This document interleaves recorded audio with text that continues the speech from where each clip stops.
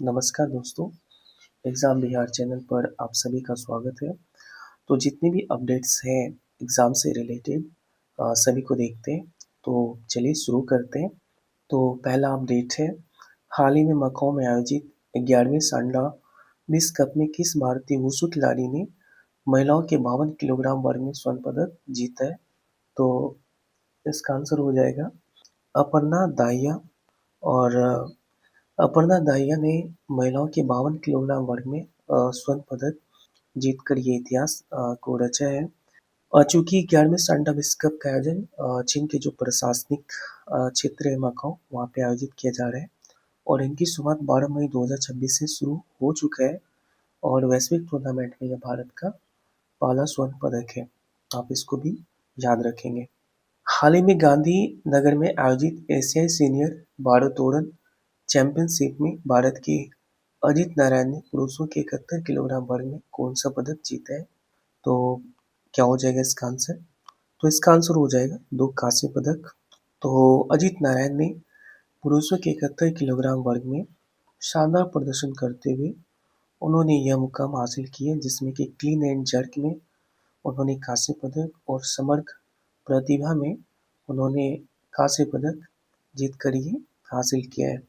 चूंकि दक्षिण कोरिया के वोन जोड़ी ने कुल 351 किलोग्राम वजन उठाकर स्वर्ण पदक को जीता है।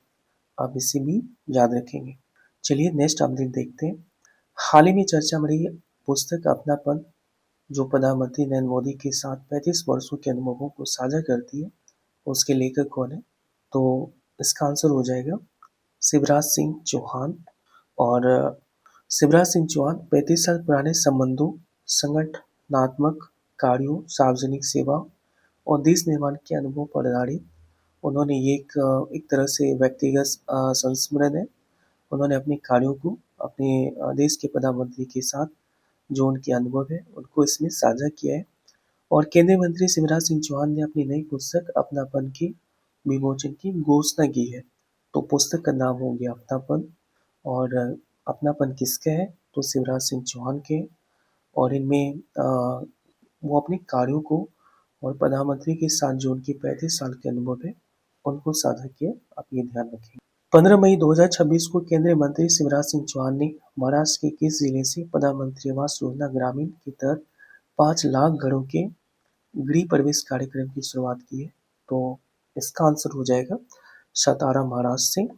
और शुक्रवार 15 मई 2026 को महाराष्ट्र के सतारा में 5 लाख पक्के घरों का गृह प्रवेश लॉन्च किया गया, जो वर्ष 2026-27 के लिए महाराष्ट्र को लगभग 8,368.50 करोड़ रुपए की केंद्रीय सहायता की मदद सैंक्शन जारी किया गया।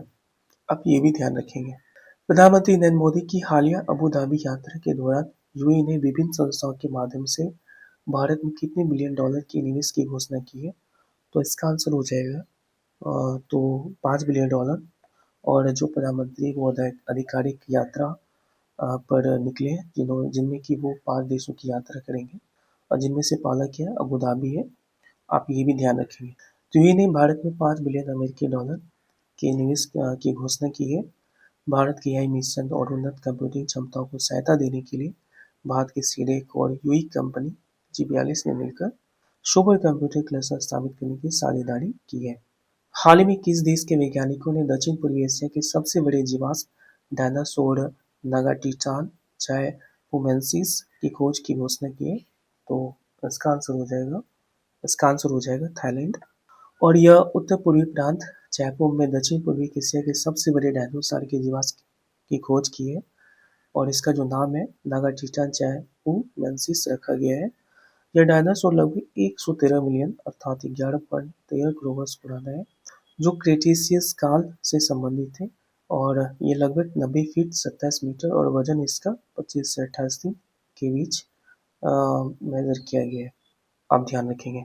हाल ही में राष्ट्रीय अनुपालन न्यूनीकरण और विनियमन अभियान के तहत चरण 1 और चरण 2 के सभी 51 प्राथमिकता क्षेत्रों को पूरा करने वाला भारत का पहला राज्य कौन सा बन गया?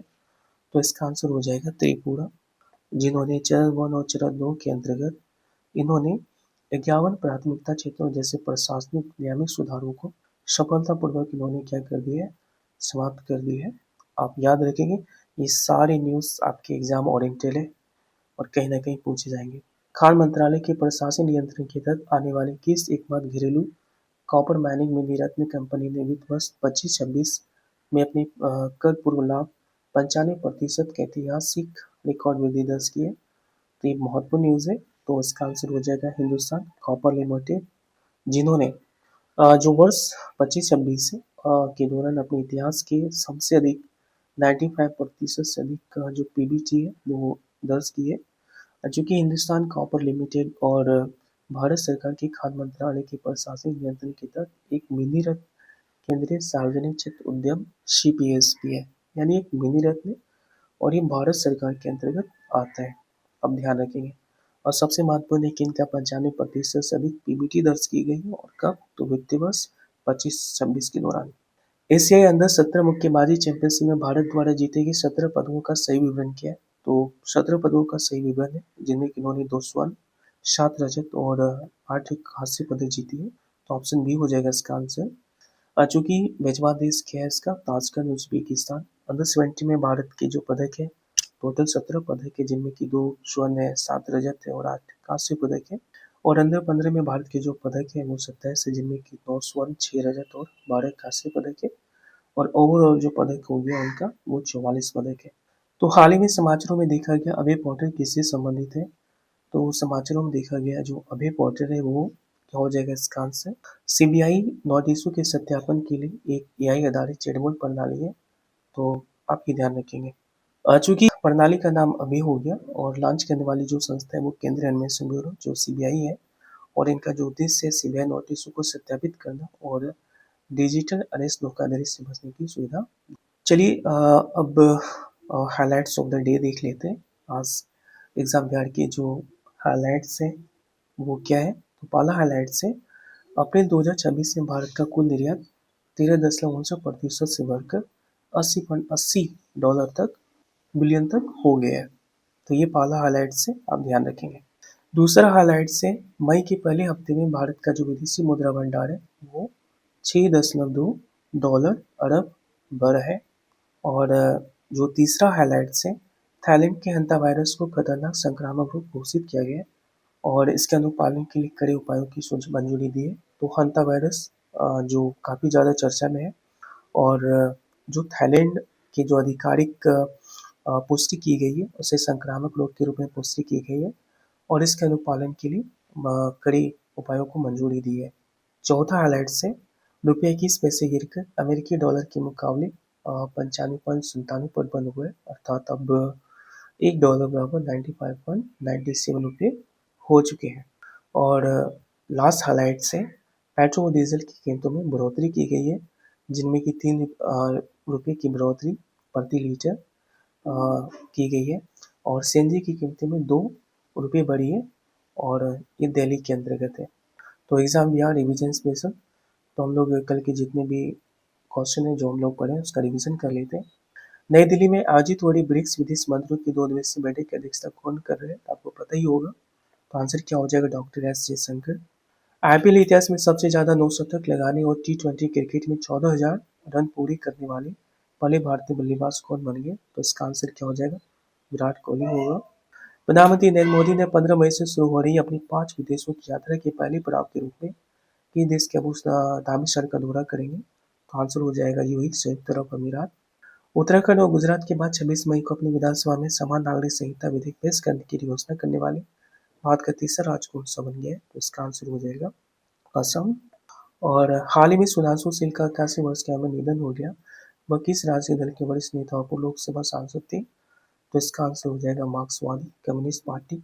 हाल ही में कांग्रेस पार्टी यूनाइटेड गठबंधन द्वारा किसी केरल का नया मुख्यमंत्री घोषित किया गया? तो इसका आंसर हो जाएगा वीडी सतीशम। और पुरुष सीनियर की राष्ट्रीय क्रिकेट टीम के साथ काम करने वाली इतिहास की पहली महिला कोच कौन बन गई है जिन्हें न्यूजीलैंड सीरीज के लिए फील्डिंग कोच नियुक्त किया गया? तो आंसर हो जाएगा सारा टेलर। और मेरी टाइम अमृतकाल विजन 2047 के तहत दक्षिण कोरिया के सहयोग से भारत का पहला मेगा ग्रीनफील्ड शिविर किस स्थान पर स्थापित किया जाएगा? तो आंसर हो जाएगा टूटीकोरी, तमिलनाडु।